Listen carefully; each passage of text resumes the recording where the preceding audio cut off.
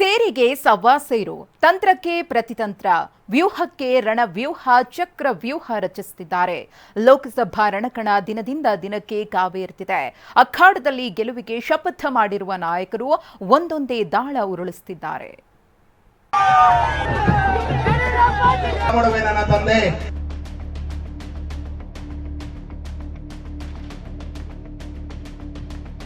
ಮನವಿ ಮಾಡಿದ್ದಾಯ್ತು, ನಾಯಕರಿಂದ ಹೇಳಿಸಿದ್ದು ಆಯ್ತು.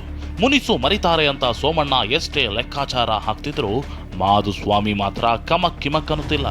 ಇದರಿಂದಾಗಿ ಈಗ ಸೋಮಣ್ಣ ಹೊಸ ದಾಳ ಉರುಳಿಸುತ್ತಿದ್ದಾರೆ. ಮಾಧುಸ್ವಾಮಿ ಆಪ್ತರಿಗೆ ಗಾಳ ಹಾಕಿದ ಸೋಮಣ್ಣ. ಹೌದು, ತುಮಕೂರಿನಲ್ಲಿ ವಿ ಸೋಮಣ್ಣ ಅಗ್ನಿ ಪರೀಕ್ಷೆ ಎದುರಿಸುತ್ತಿದ್ದಾರೆ. ಮಾಜಿ ಸಚಿವ ವಿ ಮಾಧುಸ್ವಾಮಿ ಮುನಿಸೆ ಅವರನ್ನ ಇಕ್ಕಟ್ಟಿಗೆ ಸಿಲುಕಿಸಿದೆ. ಆದ್ರೀಗ ಅವರ ಮುನಿಸಿಗೆ ತಲೆ ಕೆಡಿಸಿಕೊಳ್ಳದ ಸೋಮಣ್ಣ ಮಾಧುಸ್ವಾಮಿ ಆಪ್ತರಿಗೆ ಗಾಳ ಹಾಕ್ತಿದ್ದಾರೆ.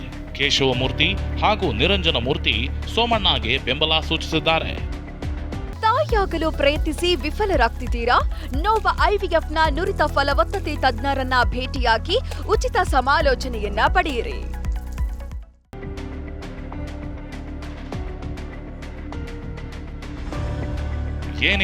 ಏನಿಲ್ಲ ಹಾಡು ಹಾಡಿದ ಕಾಶಪ್ಪನವರ್. ಬಾಗಲಕೋಟೆ ಟಿಕೆಟ್ ಮಿಸ್ ಆಗಿದ್ದಕ್ಕೆ ವೀಣಾ ಕಾಶಪ್ಪನವರ್ ಸಿಡಿ ಅಂತಿದ್ದಾರೆ.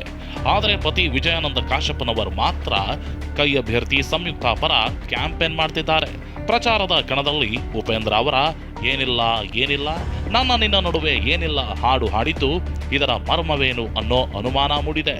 ಬಹಳಷ್ಟು ಜನ ಕಾತುರರಾಗಿದ್ರು ಈ ಜಿಲ್ಲೆಯಲ್ಲೆಲ್ಲ, ರಾಜ್ಯದಲ್ಲಿ. ಏನಾಗುತ್ತೆ ಏನು ಆಗಲ್ಲ, ಏನಿಲ್ಲ ಇನ್ನು ನನ್ನ ನಡುವೆ ಏನಿಲ್ಲ, ನಿಜದಂತಿರುವ ಸುಳ್ಳೆಲ್ಲ ಸುಳ್ಳಿನ ನಿಜವೂ ಸುಳ್ಳಲ್ಲ. ಇದು ಬಹಳ ಫೇಮಸ್ ಆಗೈತೆ ಹಾಡಿಗೆ. ಆಗೈತಿಲ್ಲ, ಎಲ್ಲರಿಗೂ ಹಾಕ್ತಾರೆ ಹಾಡು.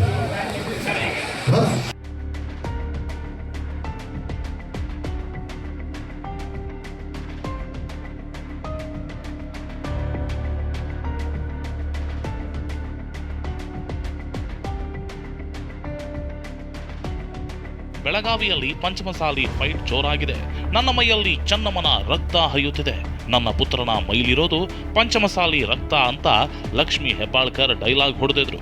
ಆದ್ರೆ ಹೆಬ್ಬಾಳ್ಕರ್ ಬಣಜಿಗ ಸಮುದಾಯದವರು ಅಂತ ನಿರಾಣಿ ಕುಟುಕಿದ್ದಾರೆ. ಇನ್ನು ಹೆಬ್ಬಾಳ್ಕರ್ ಪರ ಕೂಡಲ ಸಂಗಮ ಸ್ವಾಮೀಜಿ ಬ್ಯಾಟಿಂಗ್ ಮಾಡಿದ್ದಾರೆ.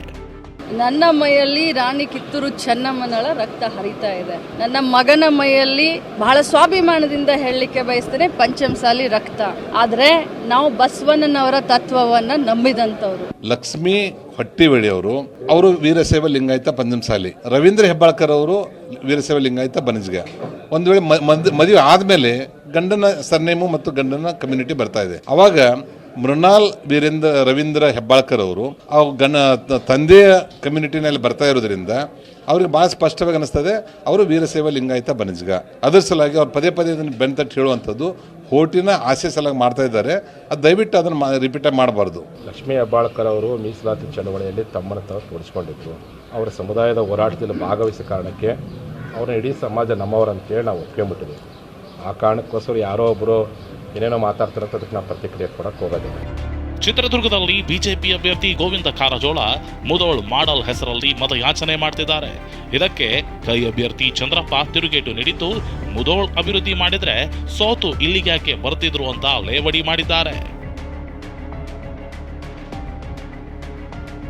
ಇನ್ನು ಧಾರವಾಡದಿಂದ ಸ್ಪರ್ಧಿಸೋದಾಗಿ ಘೋಷಿಸಿದ ಬಳಿಕ ಮೊದಲ ಬಾರಿ ದಿಂಗಾಲೇಶ್ವರ ಶ್ರೀಗಳು ಹುಬ್ಬಳ್ಳಿಗೆ ಆಗಮಿಸಿದರು. ನೆಹರು ಮೈದಾನದಿಂದ 3,000 ಮಠದವರೆಗೂ ಬೃಹತ್ ಮೆರವಣಿಗೆ ನಡೆಸಿದ್ರು. ಹಲವಾರು ಮಠಾಧಿಪತಿಗಳು ಭಕ್ತರು ಸಾಥ್ ನೀಡಿದರು. Bureau report, TV9.